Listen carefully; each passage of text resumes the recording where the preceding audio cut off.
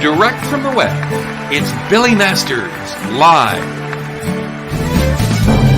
And now, please welcome your host, Billy Masters.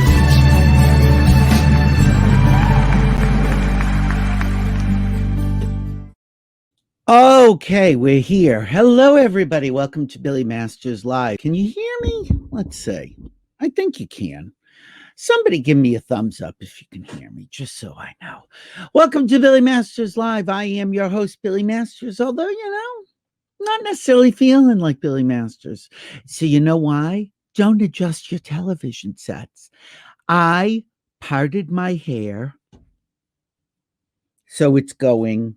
Is this the way it went? No, it's going this way. I parted it on the left because I'm looking for a left wave. Ooh, now it looks like it's on the right to you, but it's on the left for me. And this is not how I typically do my hair. I just kind of flipped it all over. Anyway, okay, I'm getting a comment. Am I getting a comment? Yes, you can hear me loud and clear. Thank you, Rocky Durant. How is the quality today? Is it a little staticky or is it okay? I never know how it is. I'm fixing the mic. Usually I do a sound check, but I don't have live guests, so I didn't bother. See, there you go.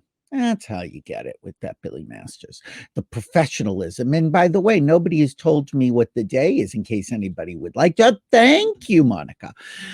Today is Tuesday, November 3rd. In case you don't know, it is election day. It could be Black Tuesday, in honor of our African-American brothers and sisters. I'm sure Jennifer Lewis would have a song about it. Black Tuesday with those two chords. Oh, I do love my Jennifer. Anyway, and it is election day. And hi, Melinda. God, I haven't seen Melinda in a million years. I see you online, but it's got to be how long since we have been out together? 15 years, maybe 20, who knows? Speaking of which, last night I was in a mood. Don't ask me why. I think because I was looking for something. And I cleaned off my desk, which has not been cleaned off in years. And when I say years, I mean years. And first off, I have got an assortment of condoms, like old condoms, new condoms, obviously free condoms. Oh, look, you can't see that green sticker because green screen. Look at that. Oh my God, it's like I'm a member of a cult with some blue transformer in my eye. I found so many things, and so I sat down, I started calculating because since the pandemic began first week of March, let's just say the sexual life of Billy Masters has come to a screeching halt. So I calculated, I went through my records because, there are records. And last year in 2019, I had sexual encounters 87 times. Now, to some of you, that may sound like a lot. To some of you, that may sound like not much. But I'm saying, compare it to this year, 2020 was not a good year in the sex life of Billy Masters. Oh, I've got my phone because we have one of our correspondents, GL, is working at a polling station. She is a volunteer. Well, she's not really a volunteer because I think they get some sort of a stipend or an honorarium, but we're supposed to call them volunteers. They're not volunteers. Anyway, she's working at a poll site. So I told her to give us a call and let us know what was going on at the polls. So we may get a breaking call. So the phone is here. Anyway, so I'm just telling you, 2021, pandemic or not, got a lot of catching up to do. And by the way, those 87 sexual encounters weren't all good. Couldn't necessarily identify them all in a police lineup. Although, as luck would have it, occasionally I have had to identify a sexual encounter in a police lineup. So, anyway, I decided that today, because it was election day, that I was just going to share some stories with you. And, oh, I can get rid of the date, I suppose. Monica, date off. Okay, let's try it again. Date off. Thank you. And I also picked up the tabloids because it is Tabloid Tuesday. And on the cover of the Globe, there's the Globe tabloid, not like the Boston Globe. Anyway, here it is. Kennedy stole 1960 presidential election. There it is. That doesn't surprise me. Also, can I tell you what really troubles me about this? And I am not troubled by Prince Andrew fails lie detector test. Doesn't trouble me at all. This troubles me, however. Kelly Clarkson, kids in therapy, divorce drama. So they make it like kids going into therapy is a bad thing. Let me tell you something. If more kids had been in therapy as children, I wouldn't have had 87 partners last year for sex, because some of those people would have thought better of it. Anyway, and we didn't talk about this, but I wrote about it in the column, which, by the way, check out billymasters.com. There it is, right there below. It's kind of going that way. www.billymasters.com for the best gossip alive, because certainly better than Kelly Clarkson's kids in therapy. But speaking of Kelly Clarkson, American Idol season 1 winner, we lost someone close to the Billy Masters empire.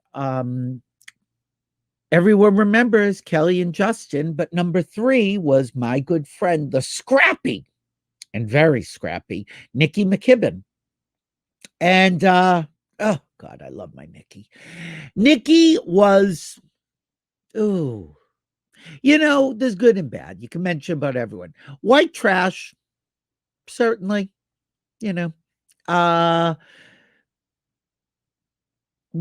but again, that's what I kind of loved about her. She was an underdog. She was great. She was fun. She didn't take anything too seriously. She really tried hard to have a career. Had lots of addiction problems.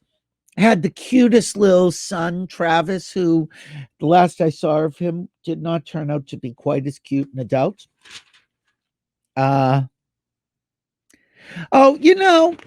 The Globe, this is terrible. My other good friend, Bruno Tonioli, on Dancing with the Stars, or as Barbara Walters used to call it, Dancing in the Stars.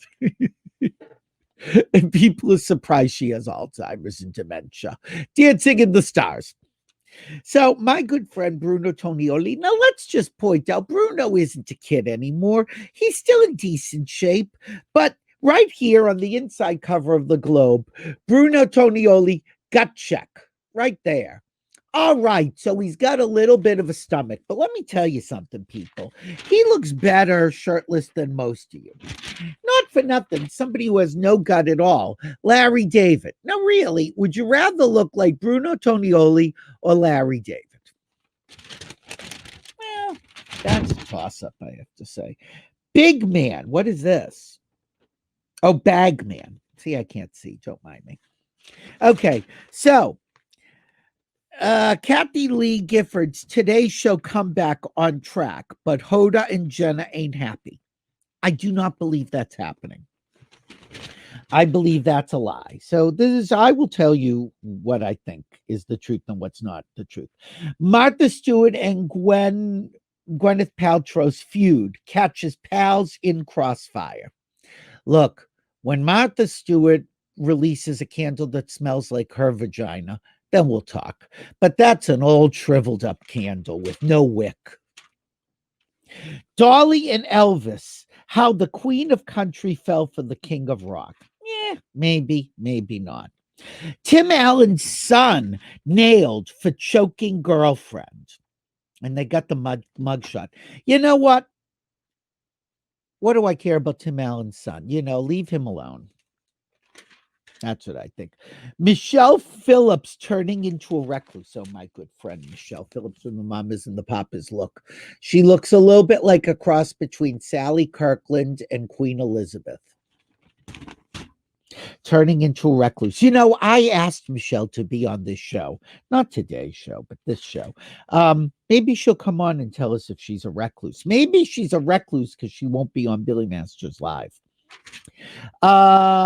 Fashion verdict. Who wore it best? Nobody wore it best.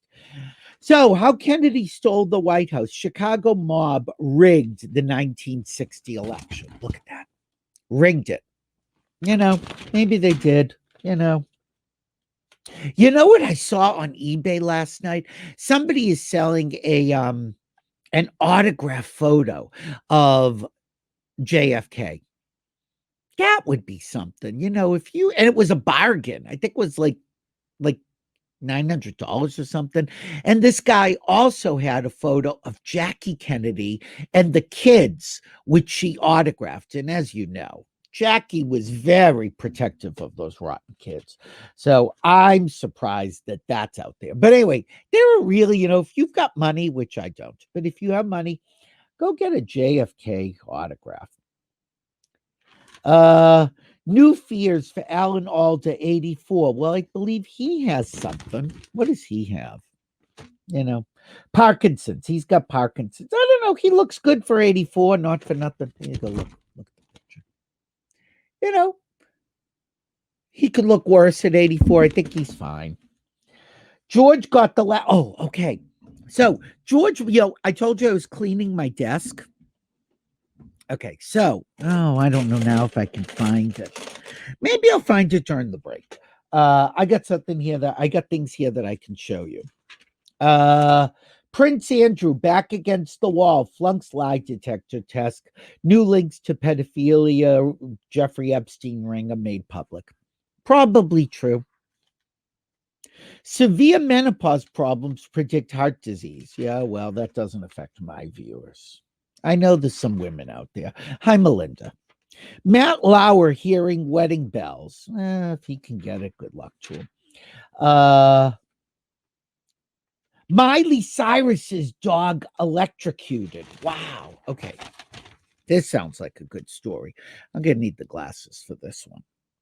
Miley Cyrus says her little dog bit off more than he could chew when the Bowser gnawed backstage wires at The Voice and was electrocuted.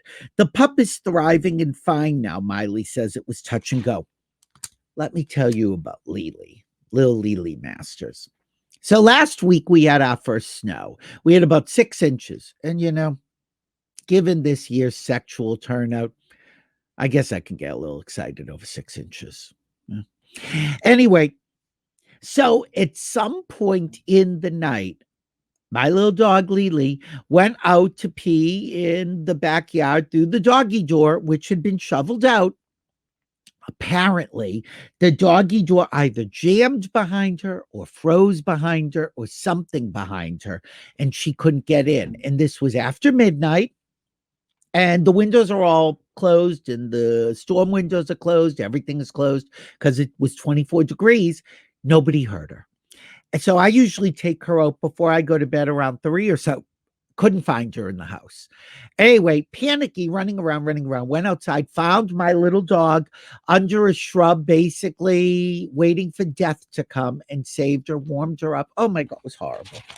It was horrible. Almost lost my dog. But she's fine. But take care of your dogs. Giant python pulled out of a Florida swamp. Wow, look at this. Can you see the python? There it is. That's a python. 18 feet, 9 inches. Look, I'll take the 9 inches. It's fine. What else?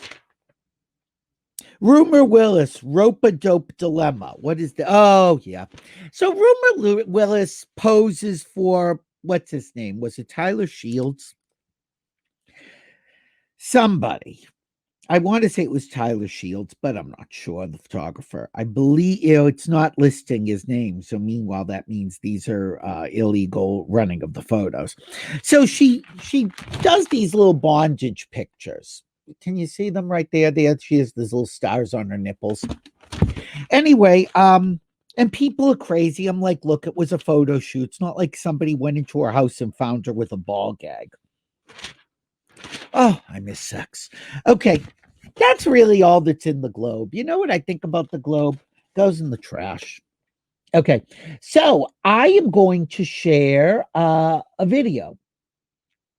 And I wrote about this in last week in this column for this week. And the Wisconsin Democrats have done an amazing job with trying to raise money to get out the vote and all that. And what they've been doing is all of these special like reunion shows. They did the reading of The Princess Bride. They did a Veep reunion. They did a Happy Days reunion without Scott Baio.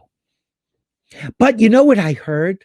That they were going to get John Stamos to replace Scott Baio. Scott Baio said that, so I don't believe it. And I don't think it was replaced because they weren't doing a reading of a script. I believe it was a reunion, but I don't know. But maybe they did have John Stamos there. You know, I'm not really up to date on all of my John Stamos gossip. Oh, wait, I got some comments. 3 years ago, you saw me. No, not you, Jeffrey Epstein, the real nice Jeffrey Epstein. Melinda, did I see you 3 years ago? Must have been Provincetown. Was it Provincetown? Anyway, okay, I am getting my videos ready. Application. Where the fuck is it? Oh, you know, this is one of the reasons that I hate doing things. You know, I'm just gonna do it this way. Fuck them. Who cares? So, anyway, the Wisconsin Democrats last week did a benefit with it was an all-star cast of the Rocky Horror Show, not the picture show, the show. Oh, Jim, I gotta post that. You just get more handsome by the day. Jim, does that mean that you like the hair parted on the left? Is that what you're saying? It's a lot of hair.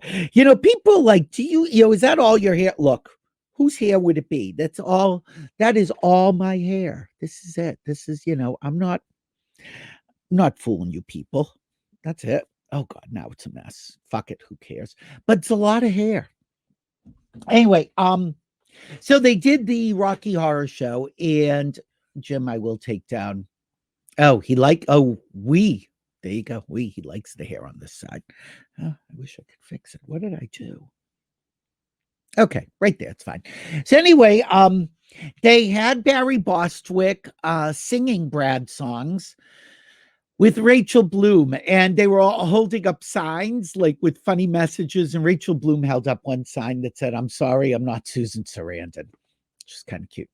Anyway, and Lil Nell was there playing Columbia, and they announced that Tim Curry would be back doing Frankenfurter. Now, bear in mind, Tim Curry has had a stroke, a bad, debilitating stroke about 8 years ago. I saw him just like 2 weeks before his stroke, and he was so great, and he looked so good, and he was so marvelous and sexy and everything. And, you know, it's horrible. You have a stroke, and what can you do? You had a stroke. So anyway, they have him in this chair with this head thing, and he can't move his head like this. And the mouth is like this. But it's really close. So it's like, and so every once in a while they would give him a cue, nothing. So 90% of the time, Little Nell would jump in with the line. So many times you hear someone with Tim, whoever it was, telling him the line. You heard it that time. Then you heard Little Nell say it. And then every once in a while, Tim would come out with the line himself. So you were getting it 3 times. But he is still Tim Curry. And, you know, you got to love Tim Curry. At least I do. So, I we can't play songs because YouTube, copyrights and all that. But I'm going to show you some footage that only members of BillyMasters.com got to see. But I'm going to share it with you anyway. Let's see. How do I do this? Okay, I'm going to go here. Okay, it's trying. It's trying to connect. Everything is in readiness, Master. Oh, We merely wait for you to give the word. Tonight, And Janet, you are to witness a new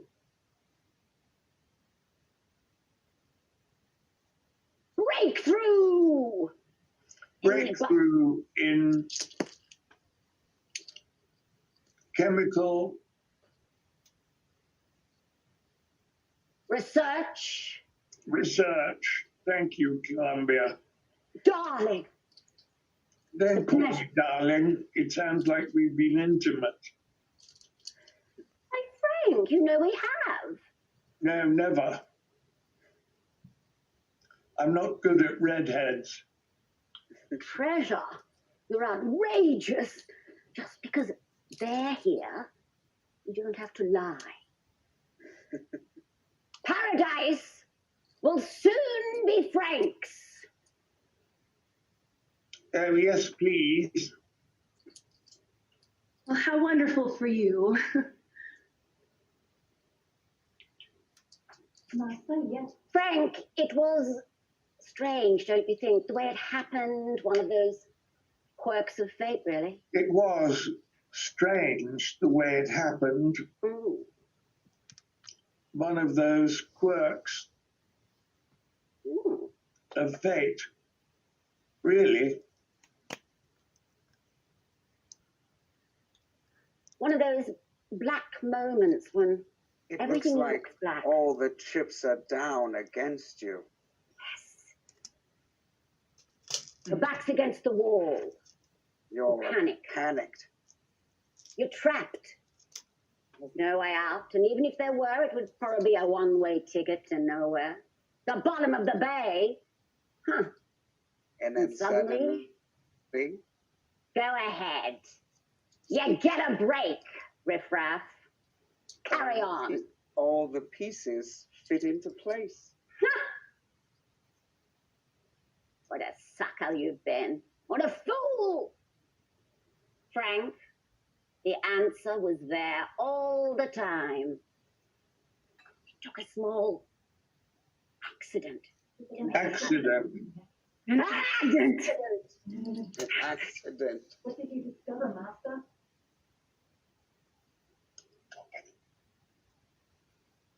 I believe, Frank. I discovered the active ingredient that is the that is the breath of life. Oh.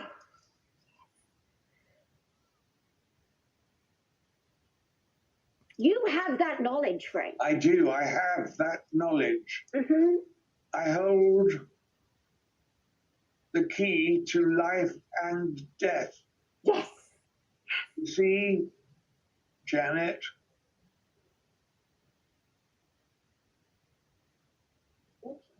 You're how fortunate tonight is Most fortunate night. Yes, it is a fortunate night. Because your creature, Frank, is destined to be born. That's right. Riffraff! Throw open the switches on the sun. Don't you think the result of many hours of toil has paid off so well? Your beautiful creature is now ready for the ultimate test. Oh dear. Now, Frank, Yes. introduce him to the family. Riffraff, Yes. what do you Let's think? meet the family. Well, What do you think? He's a credit to to your genius, Master. A credit to your genius, and also my genius. It has very little to do with your genius, should you have any, which I doubt. I doubt it too. Your words, sir, Master. Yeah. Triumph of the will. What do you think, Columbia? Oh, he's okay. Master, can I do better? But we can do better than that. So that's Brad and Janet, Master. What do they think? Well, what do you think, Brad and Janet. Janet? Well, I don't like men with too many muscles. I didn't make him for you. What does he claim? He has the Charles Atlas seal of approval. I don't see it. More than pathetic. How maudlin and pathetic. Baggage is dead for foul. Esther, entertain us with a floor show, which I shall direct. Bravo. I'll be doing the directing, thank you, Columbia. Oh, I'll take orders from both of you. thank you, Ref. You'll take orders from me and nobody else. Fair enough. Oh, Silver! Oh, Silver! Oh, yeah, I know. I know, a little tragic. And I agree. I just got a text from a friend saying, oh, this is so sad. And it is. But anyway, in case you didn't see it, there it is. I'm going to go on to something. But I did find something. So while I was cleaning my desk, I found this, a cherished heirloom. Do you see this? This is a spoon. A spoon. Can you still see it? I don't know. With the letter P in it. Can you see that? It's monogram. Okay. George Michael gave me this spoon. Well, I don't know if so much gave it to me as that it was wrapped in my underwear in my pocket when I got home from spending the night with George Michael. This is the George Michael spoon. What happened with the spoon, who can say? But I'm just telling you, the spoon of George Michael. I will tell this story in my upcoming memoir. But until then, let's go to something a little bit more fun. Like 2 months ago, we had Loni Anderson here for an hour and a half, and she was, oh my God, she was so much fun. And we talked about so many things, but one of the big things we talked about was the movie she did where she played Marishka Hargitay's mother. There you go. That's how I'm calling Jane Mansfield. And so we talked about that movie and about Marishka. And I just enjoyed this clip, so I thought you might enjoy it. So without further ado, Miss Loni Anderson on Billy Masters Live. Jane Mansfield story, which again is another fascinating performance because so much of the character in a completely parallel world could have been your story. Yes. Because and I didn't realize how similar the stories were. Small town girl, brunette, breaks through as a blonde, but again makes a different choice than you would have made, which was play the game. It was also a different time. Play the game, and then got caught up in the game, which destroyed her. Which destroyed her. Yep.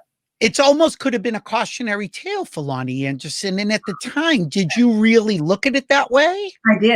I did. I mean, when I was especially studying up on her, when I was offered the part, I thought, oh my gosh, this could have been me. This is so easily could have been me. The head of the theater department at the University of Minnesota, when I was doing the Showboat, took me out for a little rowing. Let's row around. I want to talk to you about something.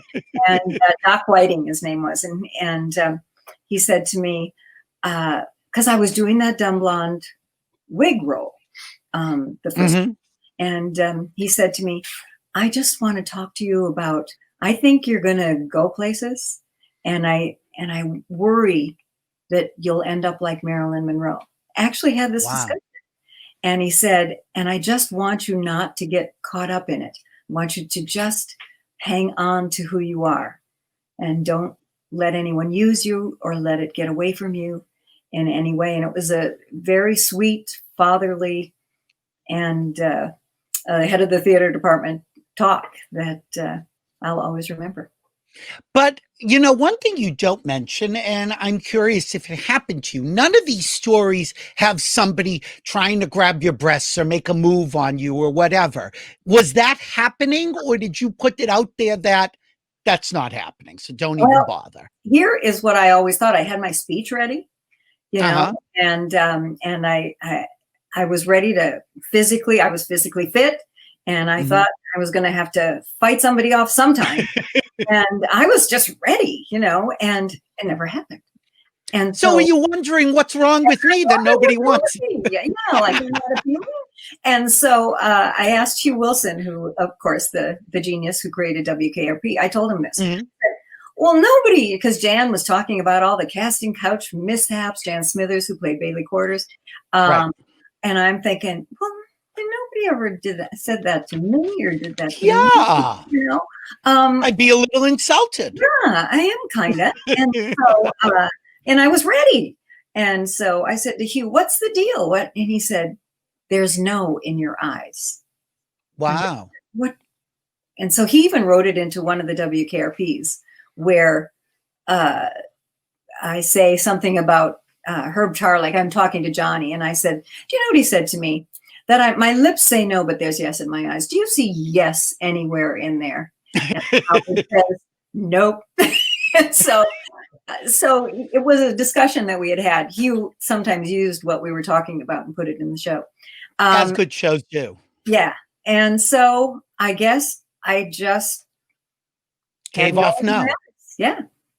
But it seems like, again, you're so gorgeous. You're in that lion's den where power, particularly at that point, was so important, the casting couch and all that. And it never really happened. No. And then, of course, later, remember, like in 1982 on, I'm with Burt Reynolds. Don't cross him. Don't cross him. This is a guy that's, you know, nobody crossed Burt. No, but the other thing that I found so fascinating, you know, again, ups and downs with Burt, but the one thing that I grabbed out of his autobiography, and I thought this was so fascinating because, again, doesn't have any reason to say something nice if he doesn't want to say it. It seems like he goes out of his way to say, she's damn good at comedy, and the part of an intelligent blonde was perfect for her. I'd never seen anyone quite so striking. Now, this is after everything with Burt, and he's still admitting this. So that tells me that, again, this character you created and this impact you made on people obviously had to be pretty strong. It was, and I think the reason that he was interested in our relationship in the first place, and meeting me and taking me out. Yeah, you seem like you were a challenge too, and that was very appealing to Burt. He was always. He said to me, "If you're ever jealous of anybody, don't look at the prettiest girl in the room. Look at the smartest girl in the room, and you'll know that that's what I'm attracted to, or the funniest girl in the room." Right. Okay, but we're going to go back to Jane Mansfield. So how did you get the Jane Mansfield movie? How did this all come about? You know, I'm on WKRP, and I'm very successful on that. And Alan Landsberg, who was producing the show, they offered it to me. And so it was my movie to make or not. And, oh, wow. And I said, absolutely. And but was there a script? Did you know what it could be? They sent me the script. I loved it, and we had a meeting. And I said, you know what? I know this might sound crazy to you, but I really can't do the movie unless we have the right Nikki, because Nikki you can't just cast an actor and put a muscle suit on him or something. You know, this, you're going to have a real, you know, Mickey's very important, and it's Mickey's story. And especially the way that script was written. It was actually Mickey's, the real Mickey said, yeah, this is my story and this is what I want to be told. Oh, I didn't know that. So it was his story. And so I said, I have seen this guy, Arnold Schwarzenegger. He's a big celebrity guy.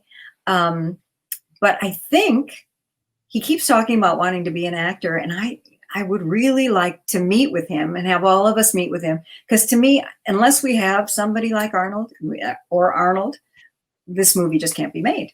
There's no movie, right? Yeah, there's no movie. And so we all went to dinner, and I think it was La Scala in Beverly Hills, and the paparazzi were everywhere. And I kept thinking, Arnold is very smart, you know, and he's funny. And he's funny in 2 languages. And you just realize there's so much more to Arnold than meets the eye, right? Besides that incredible physique, and and great. But you could hardly understand a word he said. So that was going to be the problem. And that he had never acted before. But he wanted it so badly. He wanted to be good. And so they cast him, and it was brilliant. Because there were times, you know, we'd start the scene, they'd say, rolling, okay, action, and Arnold would speak, and I would just go, what? And can I tell you, there was a scene where I had to go back. I had to go back and play one scene 3 times because I was having trouble understanding him. So yes, I went through this last night. Well, everybody said that. And of course, you know, we go back to the makeup trailer and the girls, you know, the makeup and the hair, and everybody would say, oh, poor Arnold, you know, he has no whatsoever. He's just so darling. But, you know, we don't see anything happening for him. And you know, how we little did they know. Little did we know. Anyway, he was so eager and wanted to be good. And such a joy to work with. We had a wonderful time. We had a wonderful relationship. He was going with Maria at that time. So I got her.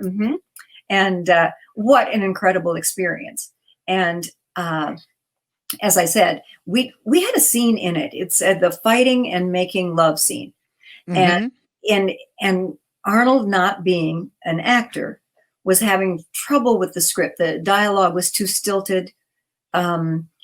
It was supposed to be passionate. It was supposed to be, I was drunk and I was throwing myself out the window, and he was supposed to be trying to stop me, but he loves me so much. And so he grabs me and takes me to the bed, you know, so it's the fighting and scene. And so they kept saying, you know, putting it off to like the very last shot of the week. And, we kept trying it and trying. We started in the morning. We worked on the scene. They had the blocking down, and you'd move to the X, and it just seemed so, it just wasn't working. And so the director came to me and he said, you know what? I'm going to shoot this with just a steady cam. So this is a guy in the... And follow you guys. Yeah, follow us every. And I'm going to tell you, this is what I wanted to start with, and this is what I wanted to end with. And you guys just play with it. Do your own dialogue. Do whatever your own blocking. Your own blocking. Anywhere you want to go, anything you want to say. We are just letting the 2 of you loose. And by the way, here is a breakaway glass for you to have your booze sloshing around in, and you do whatever you want with it, right? And I said to Arnold, are you in? You know, this is the end of the day. We're exhausted and this isn't working. And he said, I'm in. And so we started the scene, and I said, we have to get into a big, big fight. And then we have to end up on that bed, like passionately making love. Let's go. And so we started it, and it was just working. You know, it was a 1-take deal. The guys got the camera running around us, and I'm drunk and saying whatever comes out of our mouths. And I took the glass and I threw it at him, and he's like a building, and it shattered on his back. And it was just stunning, you know. And then I threw myself at him and I beat on him, and then he picks me up and starts kissing me and throws me on the heart-shaped bed, And we start this making love thing, and it's just like out of hand. And finally, I'm thinking, cut, you know. And so I said, cut. And the director said, "Oh, I say cut." And I said, "No, I'm saying cut." I'm saying cut. We're really into it here. And, you know, but it was just so great. And I had hematomas from my wrists to my elbows on both arms from beating on him, because it'd be like going out and beating on a brick building.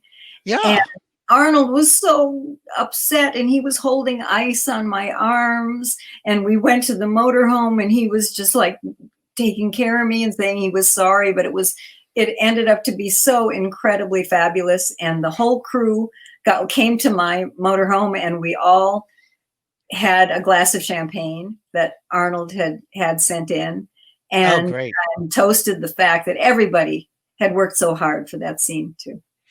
Well, since you brought it up, I happen to have the scene right here. Oh my God. So I'll drink my champagne, and people at home can watch the scene. Okay, here it is. Okay.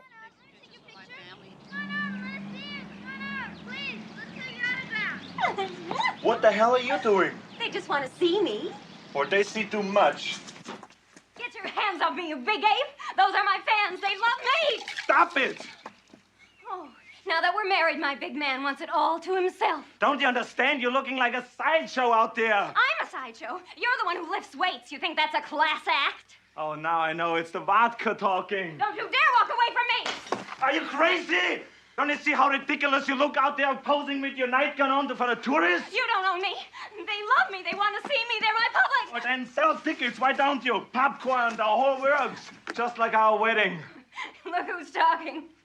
You'd still be one of Mae West chorus boys if it weren't for me. I hate you! Stop it! Stop I hate you! I wish I never married you, Mickey! Stop I hate you!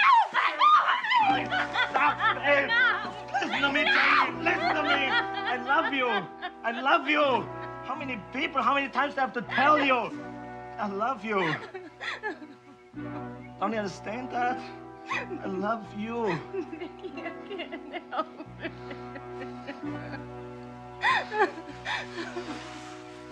I love you.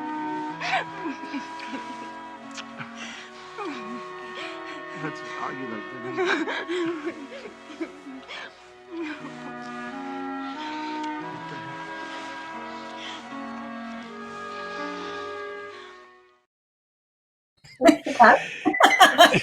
You know, people at home don't get the fun of this show, which is I get to watch you watching the clip in the background, and you're like, look what's going to happen. And then and when the kissing started, you looked a little uncomfortable. It's like, okay, cut. Yeah. Whoa, hot stuff. But, you know, again, now notice in that scene, you've got two different accents. You've got the divoon boop boopy doo as Jane, and then as him talking to your husband, a completely different voice. Yes. And, you know, even in the movie, she refers to herself as another person. Jane. Yeah, there's that scene with Carol where you're talking about the wedding, and she says, do you realize you're talking about Jane Mansfield as if she's another person? And I say, she is. So I wasn't going to get to this right now, but since it's brought up, you did many years later, you did a movie. Where the hell is it? Do I have it here? Watch it. Okay. You did The Gambler 5. Yes. Now, you know where I'm going. Marishka, of course, you're going to Marishka. Yes, Marishka is in it. So that's my question. Did you ever have a conversation with Marishka? Okay, so Marishka came to the WKRP set. Oh, okay, good. I didn't know this. Nobody knows.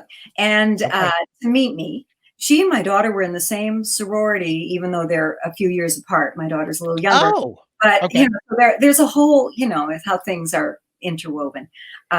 6 degrees of separation or whatever it is. Sure, yeah, right. She came to say how much she appreciated my portrayal of her mother, because she never really knew her mother.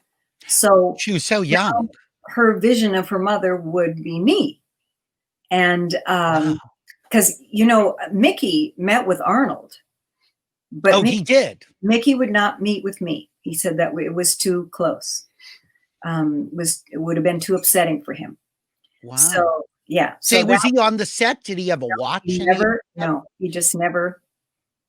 He met with Arnold, and so now years go by, and there's Marishka. She's no longer a college student. She's an actress, and she's the star of the Five. And we were in Galveston, Texas, together working on this movie. And there you are, right there in the Gambler Five. And I play of course, the madam. And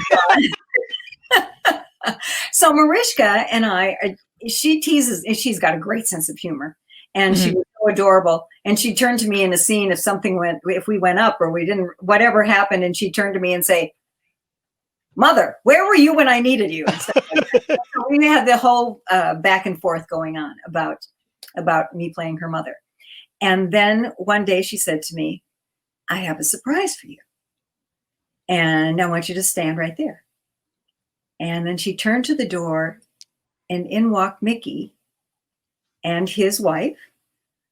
And they had come to Galveston to meet me after all those years. And it was almost kind of eerie. It was like a family reunion. He's looking at you. Yeah. And we all hugged, and we had this woman in common that brought us together like an extended family. And we did pictures and we talked, and it was just the loveliest gift that I could possibly have had from Marishka. And that, again, I think people should understand that this is got to be 20, 25 years after the movie. And and for people who don't remember, there you are in the Jane Mansfield story. Yeah. Of course, one of my favorite pictures. And mine. I think I auctioned that off somewhere. Well, it's so great because it's sort of at the beginning of the movie where Ray's character sees that, she'll do anything for publicity and to be in front of the cameras. Yeah. She would sit in the window of a store. If she liked a chair, she would go in and say, "If I sit in your window in that chair for 3 hours, will you give me that chair?" Did she really do that? Because I know there's the scene with the car. Absolutely. So that was Jane. She knew how to work it. If the Kardashians have something to learn from Jane, she really knew. She was the first. That was our conversation with Lonnie, and that was from like 2 months ago. And we've got more clips, but now we're going to look at the Star Magazine. And Star Magazine here, and the story that interests me is right there at the top that says, Matthew McConaughey, I was sexually abused and blackmailed. So I can't wait to see that. And Hollywood's personal assistants tell all. They're going to tell all about Kelly Clarkson, George Clooney, Mila Kunis. Yeah. So Ellen DeGeneres' funky new do. As her show suffers a dip in the ratings, Ellen DeGeneres tries a sweeping new style. So there she is with her new hairstyle. Notice that, as it turns out, I went to the left. She went up. Because she wants to look like Portia. See, Portia's got the updo. Yeah, there you go, like twins. Claudia Schiffer turns 50. Who cares? Matthew McConaughey's shocking revelations. Oh, he's got a memoir coming out. He lost his virginity against his will at 15. I was blackmailed into having sex for the first time. I was certain I was going to go to hell for premarital sex. A few years later, he writes, I was molested by a man while unconscious in the back of a van. That line is taken right out of the Billy Master story. Except in my context, it's a really positive experience, which I believed involved money changing hands. But don't quote me. Okay. Well, anyway, He's got a book and he talks about being molested. Once again, we get Tim, what's his name? From Home Improvement.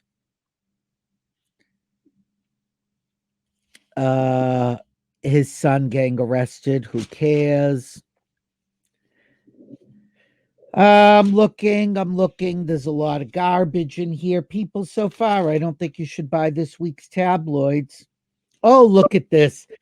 Diane von Furstenberg during Fashion Week in New York. Well, was there even a Fashion Week? Okay. What else do we got here? Oh, our friend John Waters looks good at the Rome Film Festival. Oh, hold on. Did I press a button? I did. Sorry. Okay. John Waters at the Rome Film Festival. There you go. COVID be damned. He's going to be on our show in December, by the way. Oh, see, I keep hitting that button. I'm sorry. Yeah, I don't care about any of these fashions. Bachelorette gossip. Oh my God. If you've been watching The Bachelorette this season, it has been so fabulous. There are the hottest men, but it's such a terrible show. Oh, it's almost unwatchable. Madonna puts her staff on diets. Yeah, I believe that. Lady Gaga refuses to doze alone. Oh, according to this, Lady Gaga makes her assistant sleep with her because she cannot sleep on her own. Hi, Ed. These are clips from previous shows. So Lonnie is gone. That was just a clip. George Clooney has been known to hand out cash to strangers. Oh, my God. I want to bump into George Clooney. Renee Zellweger sneaks junk food. Yeah, I believe that. Selena Gomez is a secret slob. I don't think it's a secret.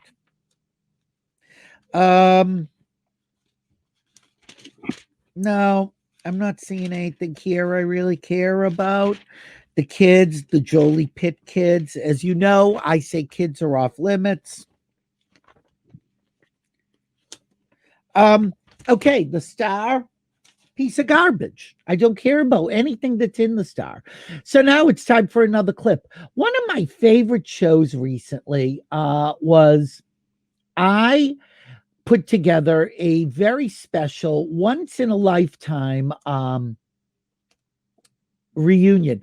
We were doing a bunch of reunions a few months ago, and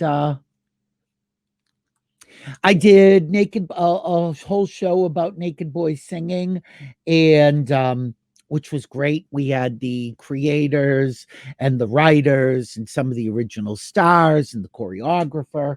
So that was really a great show. And so at the same time, I thought to myself, let's do some other shows where we reunite people. And one of my favorite reunion shows was the Hairspray reunion. And I am just rebooting this so that we will have less glitches. So, okay, it's rebooting now. I've saved, by the way, the Inquirer for last. Because, allegedly the Inquirer should be the best of the Star, the Globe. And, so I should tell you, on Thursday's show, we are having a theater company is doing a benefit reading of Brian Belichick's play, Boys Don't Wear Lipstick. And so we are going to have some of the stars of that on Thursday. And I can't tell you who's going to be on next week. It's a surprise. And it's a surprise because I don't know which person is on which day. That's why it's a surprise. So anyway, I'm waiting for the clip to come up so that we, oh wait, Solid Shirts flatter you when you were in front of that green screen drop. Just saying, well, this isn't really a solid. It's like a stripe. Is that good, though? Do you like that, Tom? But Thank you for the feedback. I always like feedback from people, even when it's feedback that I don't like, because there's sometimes I get feedback that I hate.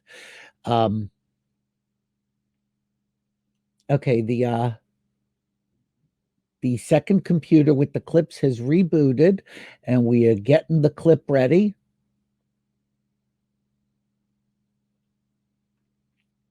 Okay.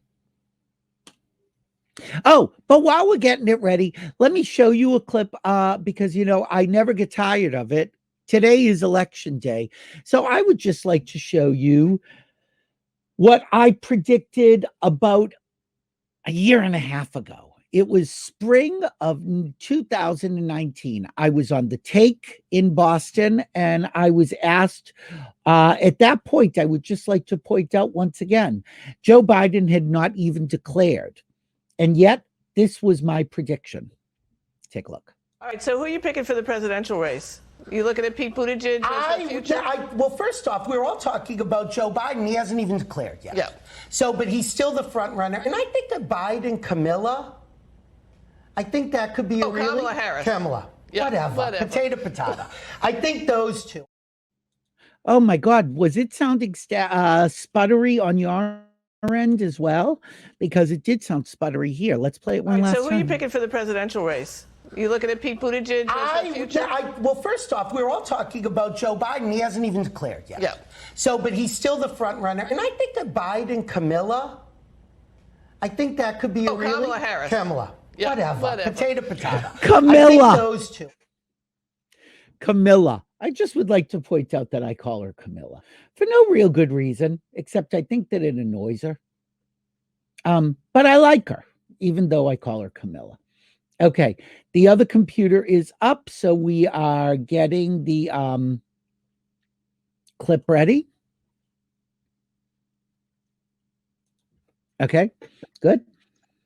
Where is it? Okay, this is a clip from this is August. We had an all-star reading of a scene from Hairspray. We had Garrett Clayton and Nikki Blonsky were on as our special guests. So Garrett had played Link on television. Nikki, of course, was Tracy in the film. And I said, wouldn't it be fun if we all did something together? So here you go.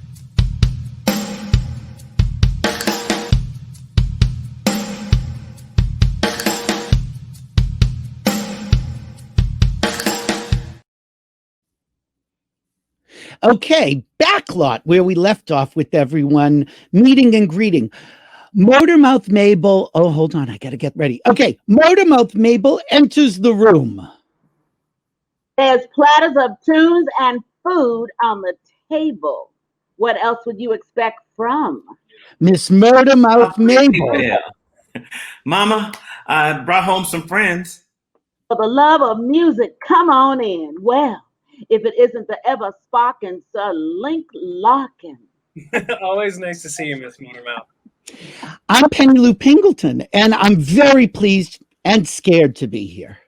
Well, aren't you a cutie? Hold on. I got to go back. Hold on. Tracy, could you say your line again? Sorry. This is just so Afro-tastic. I'm Seaweed's friend, Tracy. May I say how thrilled I am to meet you? I miss your show. And I enjoy you on Corny. It's all thanks to Seaweed. That's nice of you to say. Now come on in and let's start to spin. And they start to dance the dirty boogie. This is interesting. It's the dirty boogie. Why can't we dance together like this on TV? Wouldn't that be something? Well, why not? Oh, you think we haven't tried? We've talked to the station. We presented the mayor. We've even petitioned the governor. And what do we get? Negro Day. Everyone begins to dance together when the door opens and Amber, oh, now I'm Amber. Amber enters and she sees Link and runs to him. Link, what are you doing in this huge crowd of minorities? Trying to fit in. Why are you here? When you didn't show up under the bleachers, I followed you in my new car. I'm glad you came. Here, jump on in. The door opens again, and Velma wearily enters. She runs to protect her daughter. Amber! Amber, is that you? Yes, I'm me. Oh, my baby? Well, has anyone touched you? Too late to hustle. We've been seen by Von Tussle. Motormouth, what's going on here? Are you brainwashing these children? We're only dancing. Oh, I should have known you would be at the bottom of this barrel.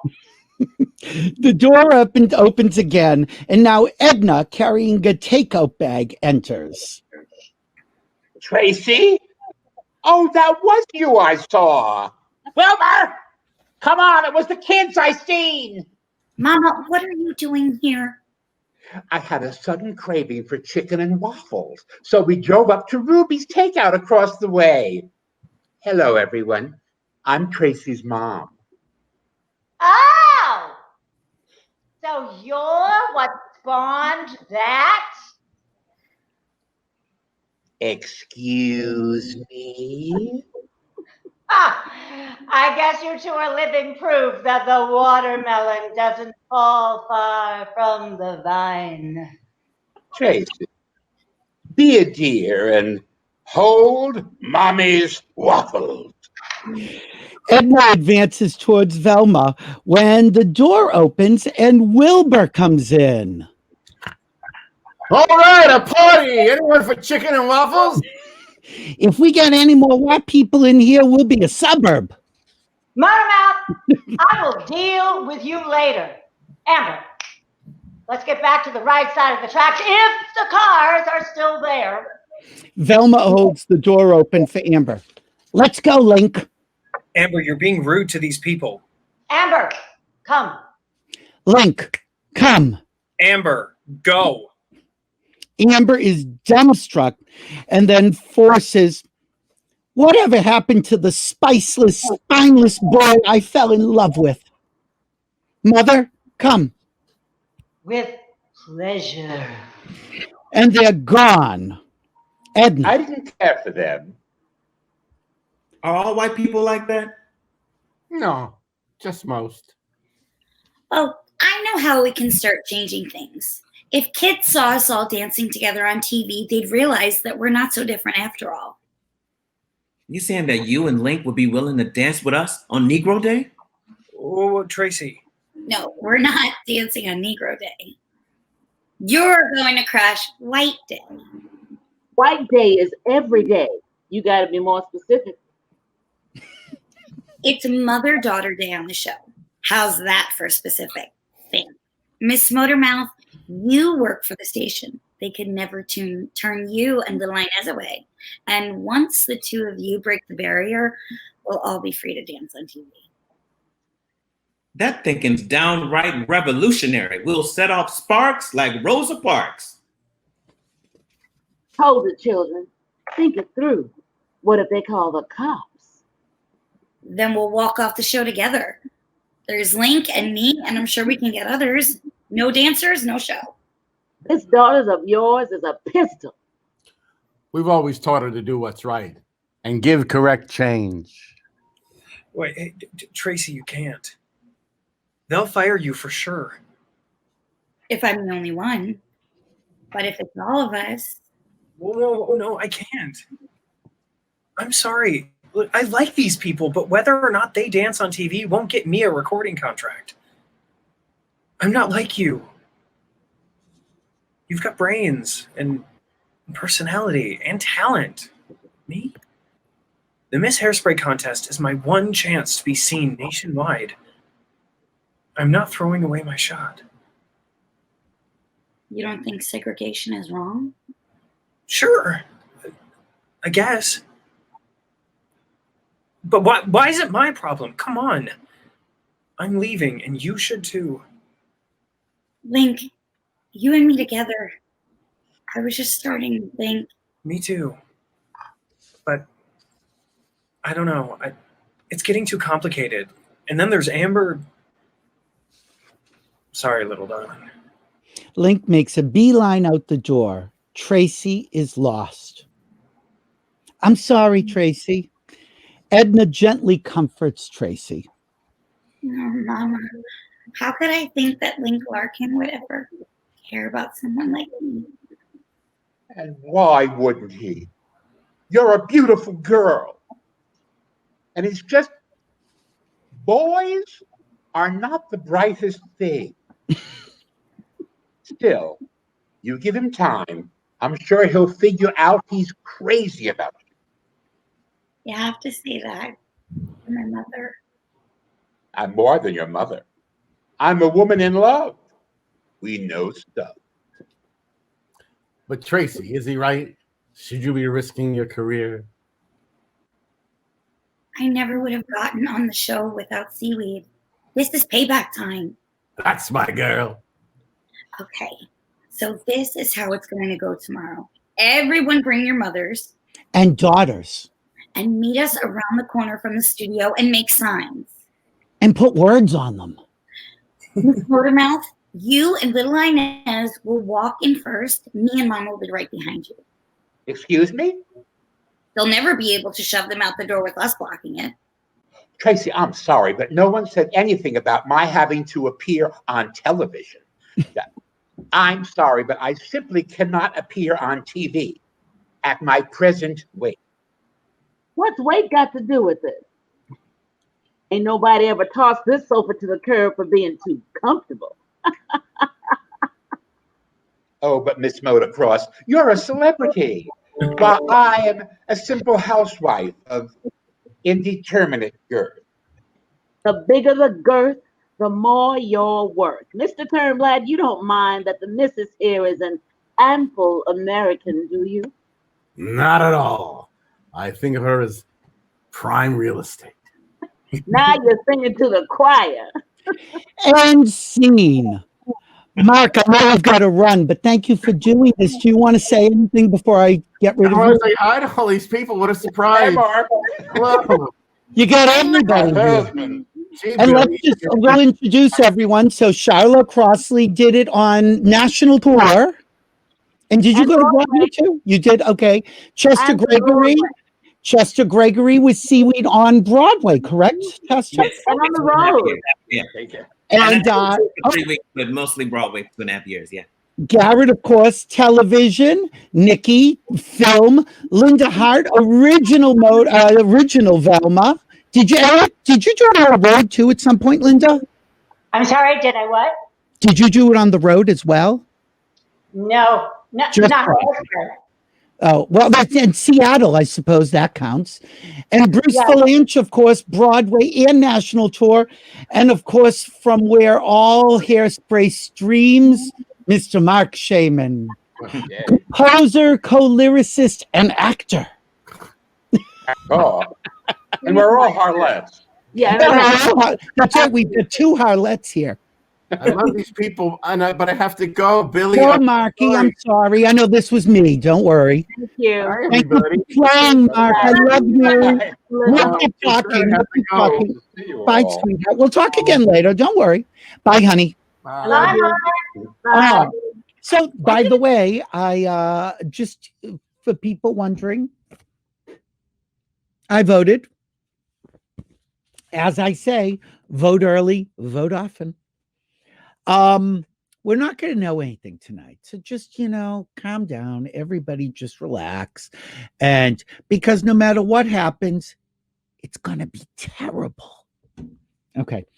So, I think we're going to wind this mother up. I think, okay. The next clip.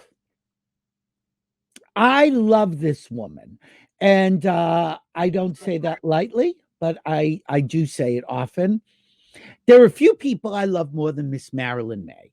And so this summer, I went down to Provincetown to visit Marilyn because COVID or not, she was there performing in Provincetown at the Crown and Anchor. And risking life and limb at 92 to perform to the masses, which she did. And since we're friends, I went down to visit her. Now you're going to notice we're not wearing masks and we're touching each other. But bear in mind, it was 3 months ago and both of us are still alive and neither of us got COVID. Okay. So anyway, moving on to Miss Marilyn Maye. Oh, hold on. Where is Miss Marilyn Maye? Hold on. Where is Miss Marilyn Maye? We had her a second ago. We had it all lined up and everything. Oh, I know why. It's because of the internet. So connect. Great. And we are connected. And I just have to, but we're not connected to the studio. You know, this is all well beyond my pay grade. Let me just point that out. Okay, we're going in right now. By the way, it is still early most places around the country. So if you haven't voted, vote. Now, this is from California. I haven't taken the sticker off and put it on, but I will probably eventually. But, maybe one of my little nieces and nephews will want it. Marga Gomez, it's going to be terrible. It's going to be terrible no matter what. And you know what? We'll get through it because we're survivors and because we have no choice. Okay, Rocky, there are some questions you shouldn't ask. That's all I'm telling you. Okay, I've got now Marilyn Maye coming up, cued and ready to go. So God willing, here we are. And you look gorgeous. What have you done during the quarantine? I watched wonderful old movies and ate gummy bears. Yeah, you just said you discovered gummy bears for the first time. Love gummy bears. How did you discover gummy bears? They're delicious. How did you discover gummy bears? I don't know. Somebody sent me a package. And now you're hooked. And now I'm hooked. And usually it's chocolate.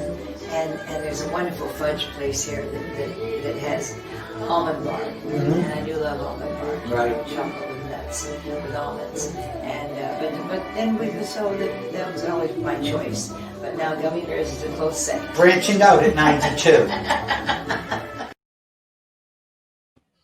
Okay.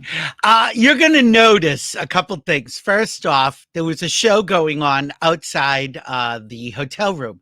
So you're going to hear background music. You're going to hear drag queens screaming. What can you do? Now we're going to our first video clip of the concert. Now you're going to notice here that there's a still photo because I was trying to arrange the camera and it's between two people. So just stick with us. It gets better. I swear to you, it gets better. And now we go to Marilyn Maye in concert. Yes. Wow. What time is it? Early. Whoa. I don't know about singing in the daylight. I've never sung in the daylight in my life. Dear God, I'm so glad you're here. Where are they? I'm really glad thank you. So, I woke up singing this morning. On the right side of bed. I woke up singing this morning and wondering what was ahead. I took one good look at the sun, and I was the luckiest one.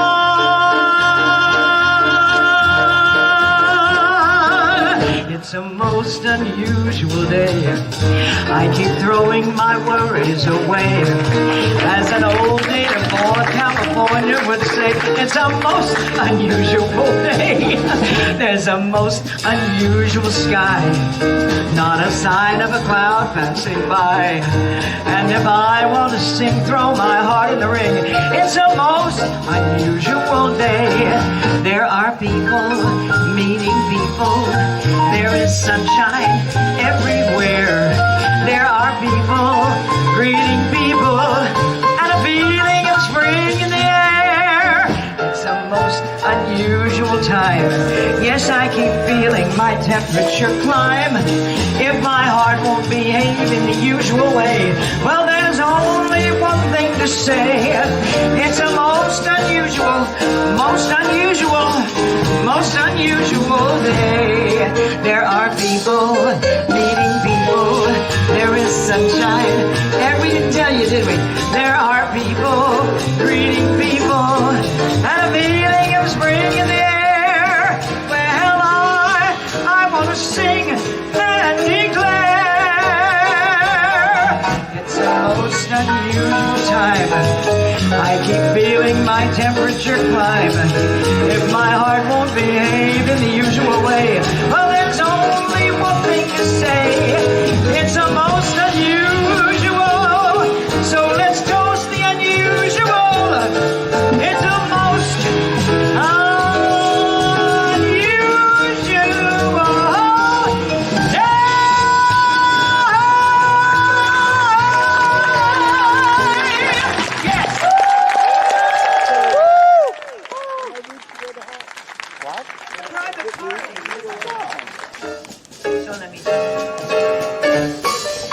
skies are going to clear up.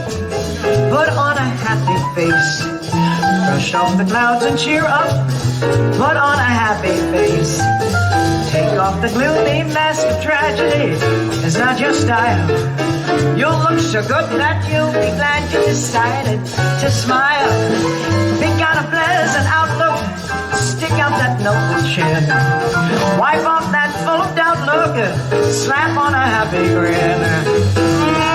Spread sunshine all over the place. Put on a happy face. When you're feeling mean and grouchy, there's no money in your kick. When your disposition's ouchy and you're feeling kind of sick. When your wife has packed and left you 'cause you came home kind of late. And your buddy telephones you, he's got another date. When your dog just growls and bites you while you are patting him on the head. And your best friend starts an argument, winds it up like this. Drop dead. When your car breaks down while you're uptown, go take a bus. Don't fuss, don't cuss. You've got to adjust. Don't you frown.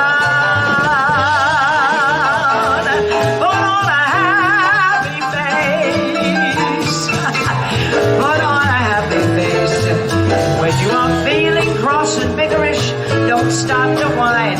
Just think of banana splits and licorice. You'll feel fine. I know a guy so gloomy, he'd never laugh or sing.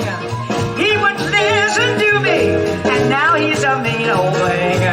So spread sunshine all over the place. Put on a happy face. Erase that frown. It's out of place, that frown. Just dab it up and you'll feel fine. Till old man Gloomy's out of line. Put on a happy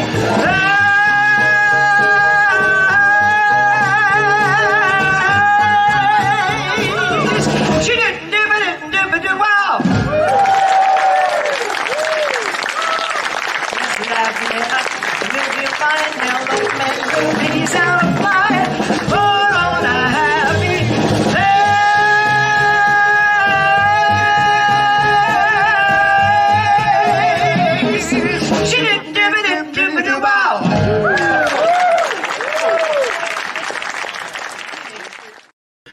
Bum! Oh, I love Marilyn Maye. She has a lot of songs that you could end with a bum. Anyway, one of the things that was interesting is usually she mixes in sad songs and happy songs. This show was very upbeat, so I asked her about that. You know, it's funny. You didn't do any really sad songs tonight. No. You didn't do Guess Who I Saw Today. You didn't do any of that. I did all that. And it was That's very... an open air. Well, it's also a hopeful show. And what's the song Celebrate? I didn't know that song. It's from the show Celebration. Okay, who wrote that? Yeah, I wish I Do you could know? tell you. At the moment, I At can't. the time, she wasn't sure she knew the words. Yeah. That was my favorite. Oh, God, I know. It's so funny. You're like, next summer, I'll know the words. Next summer, I'll know the words. It's a great tune. And I Is this your recorded first it. year? I recorded it. Oh. It's on an album. Well, see, I don't know. I've never had 4 months off in my life. I started singing when I was 10. actually 3. And, you know, I've never ever had this kind of time off. So everybody said, well, I'm sure you learned a lot of new songs and you rehearsed a lot of old movies and gummy bears. That was what I did. Have you ever had gummy bears? I just discovered them. They're wonderful. So for 4 months, old movies and gummy bears. This is from a show called Celebration, and I think that's what all of this is about. And I wish I knew it. Okay. Some people say that today is the day when the wind will rise and blow the world away, and it may be so. I just don't know. All I know is up until we have to go, I want to celebrate, yeah. I want to make a celebration. I want to celebrate. I want to make a new sensation. See the wind will rise, feel it touch the sky. I want to stay alive until the day I die. I'm going to celebrate, yeah, every day.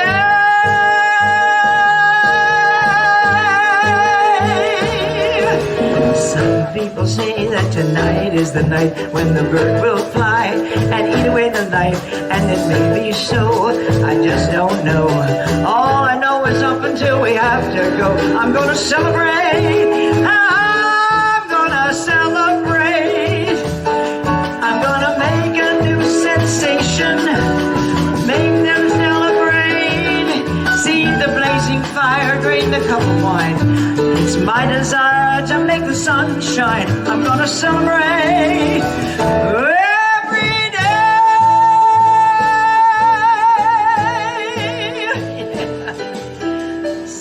People say that today is the day when the cold will come and never go away, when the wind will blow, the waves will rise. But something inside me says it can't be so. I want to celebrate. I want to celebrate. I want to make a new sensation. Drain a cup of wine, see the bird to fly. It's my design to make the sun fly. I'm gonna celebrate. Every day I celebrate. I'm gonna celebrate. Every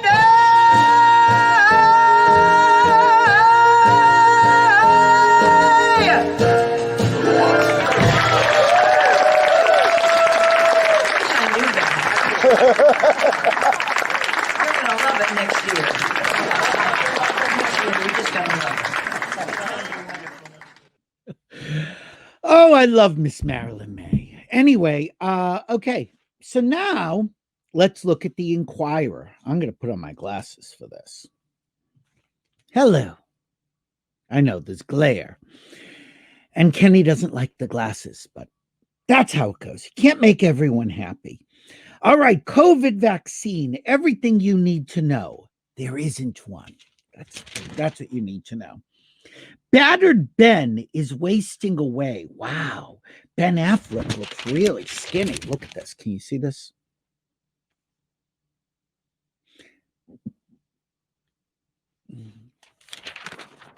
And I'd say skinny in a good way. Like not, you know, his body doesn't look skinny. His face looks skinny. I would love to be a little like, if I could look like that, I'd be so happy. But you shouldn't say that because then your face will freeze like that. Ryan Seacrest's chilling health crisis. Botched sex change. No, it doesn't say that. CNN rocked by sex scandal. Oh, Tubi. Tubi, I don't know what I'm going to do with you. Lizzo not living large on life-saving diet. Look at Lizzo. There she is. Not living large. Now, I don't know why she's not living large. Seacrest sick days threaten live show. Fears Ryan Seacrest fighting secret illness. Kelly Ripa is like, I don't care. Just get somebody in here. NASCAR driver Hard bargain with cheating wife. Who cares? Yep, they've got Ellen DeGeneres' hairdo as well. Oh, Kelly Rowland's pregnant.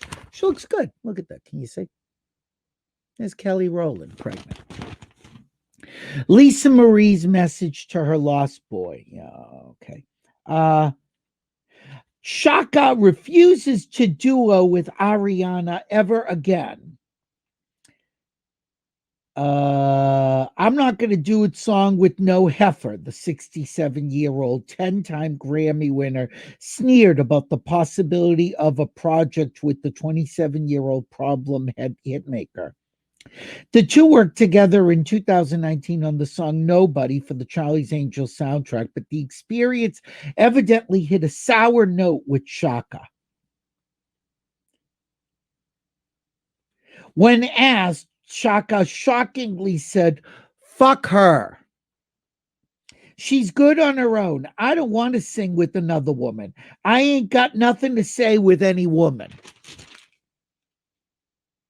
And then in tiny, tiny letters at the very bottom, I don't know if you could see, right at the very bottom. Do you see those tiny letters that you probably can't read? Shaka Khan and Ariana Grande did not respond to requests for comments. What a surprise. Fears for Robert Redford after losing son. Oh, he lost his son. Wow. Again, Jesus God, it's, unbelievable that the son on Home Improvement, Zachary Bryant, again, arrested for strangling gal pal. Whatever. Is Hoda here today and gone tomorrow?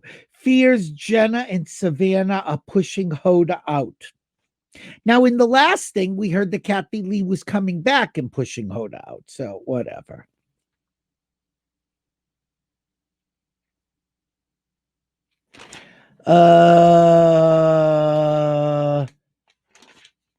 The truth about Kate and Meghan and William, who cares?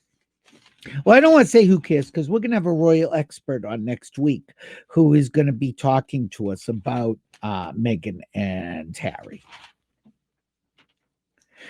Matthew McConaughey's heart wasn't in a $14.5 million rom-com. He declined an offer.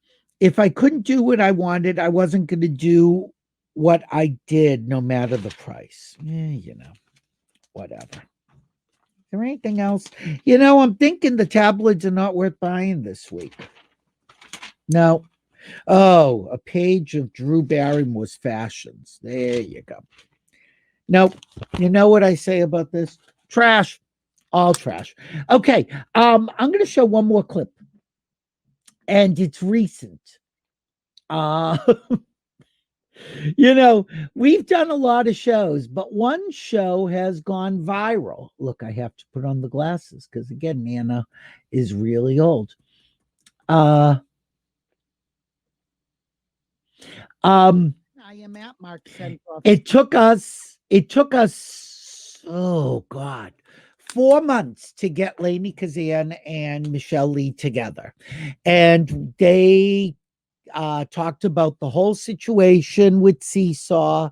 And it's a great show. As a matter of fact, it is now the #1 show on Billy Masters TV. Michele Lee, Lainie Kazan. I owe them my career. But at the end of the show, we talked about something else, which was just too funny. And I think that it's a good way to leave the show because you need a little bit of a laugh. So here you go, Michele Lee and Lainie Kazan. But watch the whole show on Billy Masters TV. I am at Mark Sendroff sleeping. I sleep under this picture. Oh! Now, I'm not sure, but I think Frank Sinatra took that picture.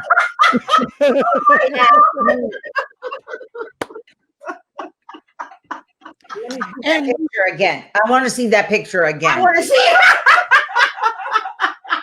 Those are the beads I Oh, do you still got those beads, Lainey?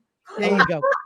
And then what I enjoy is that what Lainey then says, I'm putting out a CD. Here's one of the outtakes. We'll just put it on the cover. Lainey, you know, Lainey, a lot of people use wind machines. Lainey uses a hose. Just hose me down and I'm ready to go. Oh my God, Billy. That's hilarious. God. And Lainey has the nerve to say she regrets this. I don't regret it. I would hope not, Lainey. I believe. See, I never understood what Playboy was. And I just Playboy is this. That- Not Playboy. But Lainey had an 8-page spread. Her left leg was on page 70. Her right page was on 78. oh, Billy, I have to tell you that I thought I never knew that. I thought it was very Rubenesque. You know, well, it is Rubenesque. I was an artist, and it was okay to show my body because I was a child of the '60s. So then, when there were guys in the closet with my magazine, I was hysterical, and I was just confounded. So I didn't understand. And then, of course, you know, I ran Playboy clubs for you know, and it all look, it all worked out for you. Everything. Michelle, Right. did you ever pose naked? I have no naked pictures of Michelle. I printed. But Jimmy Tarantino one of my had them. photographs took a picture of like Lainey, but it was a silhouette. It was against an ocean. And I think my arms were up also because somehow the arms So like that. Oh my God, Babaloo. So, yeah. I mean, you look like, and you know, it's funny, Lainey and I talked before the show. And I said, when I was prepping for this and looking at pictures, rounder, skinnier, older, younger. She's so gorgeous. That bone structure, you can't deny. It's like it should be on a Greek coin. I mean, it's. And what about Lainey? Yeah, shut up, Michelle. Jesus, you know, it's all about her and that Knots Landing money. Oh, listen, Taka. We should all be so lucky, right? We should all be so lucky. You know, right? You know, you're legends. You're legends. And I am so glad. Look, I've got both of you in my cell phone. I could die happy. COVID, come and get me because I can call Lainey and Michelle on speed dial anytime I want, especially if I'm looking at this picture. And in the closet. Oh, God. I think I was in Lainey. I think I was in a different closet. I'm not sure. Yeah. Oh, those were the days. Oh my God. I remember. Oh my God, the fun we have on Billy Masters Live. You know, where are you going to go from a Hairspray reunion to a nude Lainie Kazan? Only here. Anyway, guys, you know, that's it. It's an hour and 40 minutes. You've had enough. You know, I hope we laughed a little bit. I hope we get through today and the rest of the week and all the days to come. What can I tell you? I'll tell you that on Thursday, we have Boys Don't Wear Lipstick reading with some of the cast members, including Tony winner Lena Hall will be back, and author Brian Belichick. And oh God, I keep saying Belichick. I don't think it's Belichick. Belovich. I think it's Belovich. I don't know. Anyway, I'll find out before he's on. Anyway, get out and vote. If you have not voted yet, please go out, vote, wear your sticker from whatever state you're in. And what can I tell you? I'm here. I will be here on Thursday regardless. Do not forget, more gossip at billymasters.com. If you want to see any of our shows, go to billymasters.com/TV. Here's a little tip. People don't know this.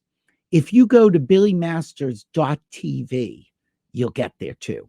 And please subscribe to our YouTube channel. Subscriptions have started going up. We're, you know, halfway where we need to be. We ain't where we ain't what we used to be. Tom, thank you. I'm glad that you're watching, and I'm glad you're having a good time. And, you know, look, what can you do? You can laugh with Lainie Kazan and Michele Lee, I suppose. That's it. So for everybody here at Billy Masters Live, thanks for watching. I am, of course, Billy Masters. And regardless of what you've heard anywhere else, just remember this. If we're here, we're live. And if we're alive, we'll still be here. Ooh. It almost makes you think. Bye, guys. Happy election day. See you tomorrow. We'll all be drunk.